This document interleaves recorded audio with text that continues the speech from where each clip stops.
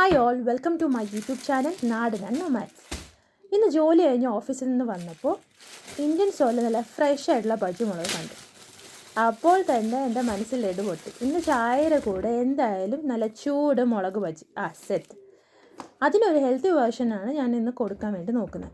Air ഫ്രയറിൽ ചെയ്തെടുക്കാം. ഇത് success ആകുമോ ഇല്ലെന്ന് നമുക്ക് വീഡിയോ കൂടെ കണ്ടു നോക്കാം. So let's come and make mulaku bajji in air fryer. So അതിന് വേണ്ടി ആദ്യം നമ്മൾ ബജി മുളകിനെ ജസ്റ്റ് ഒന്ന് വാഷ് ചെയ്തെടുക്കുവാണ് റണ്ണിങ് വാട്ടറിൽ. സോ മീൻ വയൽ ഞാനൊരു ടിപ്പ് പറഞ്ഞുതരാം.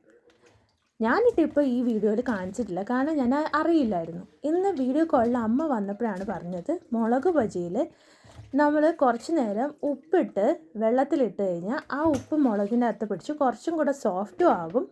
അതുപോലെ തന്നെ നമ്മൾ മസാല ബാറ്റർ കയറുമ്പോഴത്തേക്ക് നല്ല ടേസ്റ്റും ആയിരിക്കും. സോ നിങ്ങൾക്കെല്ലാം അത് ട്രൈ ചെയ്തിട്ട് പറയാവേ അതെങ്ങനെയാണെന്ന്. സോ നമ്മളിത് നടുവേ കീറാൻ പോവുകയാണ്. നടുവേ കീറുമ്പോഴത്തേക്ക് മസാലയൊക്കെ അകത്ത് പിടിക്കും. സോ ഈ വീഡിയോ കാണിച്ചിരിക്കുന്ന പോലെ നിങ്ങൾക്ക് നടുവിൽ ഫുള്ള് കീറിയെടുക്കാം.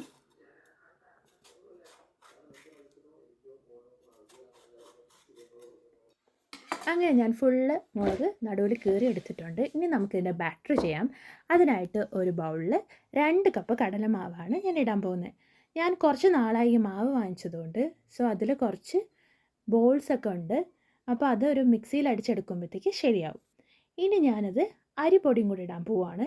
ഇവിടെ ഞാനൊരു 1/2 കപ്പാണ് എടുത്തേക്കുന്നത്. ഇടിയപ്പത്തിൻ്റെ പൊടി എടുത്തേക്കുന്നത്. നിങ്ങൾക്ക് ഏതാണോ ഉള്ളത് അതിടാൻ. പിന്നെ ഞാനും മുളക് പൊടി എടുത്തിട്ടുണ്ട്. അത് 1 ടീസ്പൂൺ ഇട്ടേക്കുന്നത്.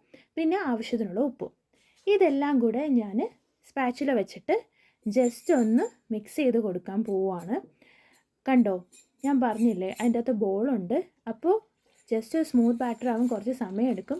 അതുകൊണ്ട് ഞാൻ ആവശ്യത്തിന് വെള്ളം ഒഴിച്ചിട്ട് ഞാൻ മിക്സിയിൽ അരച്ചെടുക്കാൻ പോവുകയാണ്.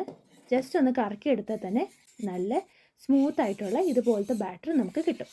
ഇനി നമുക്ക് ഈ നല്ല റെഡിഷ് യെല്ലോയിഷ് ആയിട്ടുള്ള ഭംഗിയുള്ള ബാറ്റർ നമുക്ക് ബജി മുളകിലോട്ട് ട്രാൻസ്ഫർ ചെയ്ത് കൊടുക്കാം. ഇനി നമുക്ക് കൈ വെച്ച് ഇതിന് നന്നായിട്ട് സ്പ്രെഡ് ചെയ്ത് കൊടുത്തതിന് ശേഷം ഒരു 15 to 20 മിനിറ്റ്സ് നമുക്ക് റെഫ്രിജറേറ്ററിലിട്ട് സ്റ്റോർ ചെയ്ത് വെക്കാം. അപ്പോൾ ഇതെല്ലാം ബാറ്റർ മുളകിൻ്റെ ഉള്ളിലൊക്കെ പിടിച്ച് കുറച്ച് ഫ്ലേവേഴ്സൊക്കെ അതിൻ്റെ ഉള്ളിൽ പിടിച്ച് അതിന് നല്ല ടേസ്റ്റ് തരും. എന്നിട്ട് ഞാനിവിടെ എയർ ഫ്രയർ എടുത്തേക്കുവാണ്.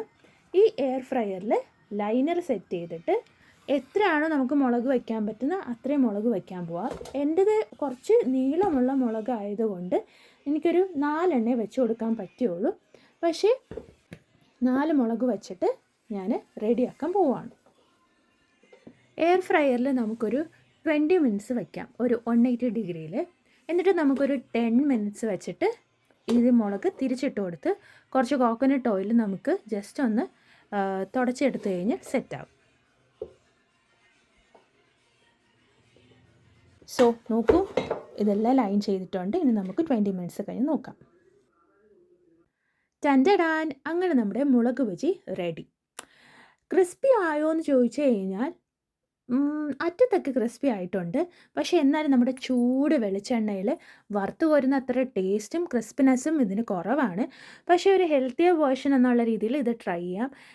കോക്കനട്ട് ഓയിൽ നമുക്ക് കുറച്ച് ഇവിടെ എക്സ്പെൻസീവ് ആയതുകൊണ്ടാണ് ഞാൻ അതിൽ ട്രൈ ചെയ്യാത്തത്. അല്ലെങ്കിൽ ഞാൻ അതിൽ ട്രൈ ചെയ്തേനെ. പിന്നെ ഉള്ളത് നമുക്ക് സൺഫ്ലവർ ഓയിലാണ്. അത് അത്ര ഹെൽത്തിയർ ഓപ്ഷൻ അല്ലാത്തത് കൊണ്ടാണ് ഞാൻ അതിൽ ട്രൈ ചെയ്യാത്തത്. അല്ലെങ്കിൽ നമ്മൾ കോക്കനട്ട് ഓയിൽ ട്രൈ ചെയ്ത് നല്ലതായിരുന്നു. സോ ഇതാണ് നമ്മുടെ ഹെൽത്തി ഓപ്ഷൻ ആയിട്ടുള്ള മുളക് ബജി. നിങ്ങൾക്ക് എല്ലാവർക്കും ട്രൈ ചെയ്യാം. ഞാൻ ട്രൈ ചെയ്ത് നോക്കിയത് നല്ല ചൂട് ചായയുടെ കൂടെയാണ്. നിങ്ങൾക്കും ട്രൈ ചെയ്ത് നോക്കാം. നല്ല കട്ടൻ്റെ കൂടെയൊക്കെ നൈസായിരിക്കും. പിന്നെ സോസോ അല്ലെങ്കിൽ ചട്നിയോ ഒക്കെ കൂടെ നിങ്ങൾക്കത് ട്രൈ ചെയ്ത് നോക്കാമെന്നുള്ളതാണ്. സോ എൻ്റെ ചാനൽ സബ്സ്ക്രൈബ് ചെയ്യുക, കമൻറ്റ് ചെയ്യുക. Thank you for watching.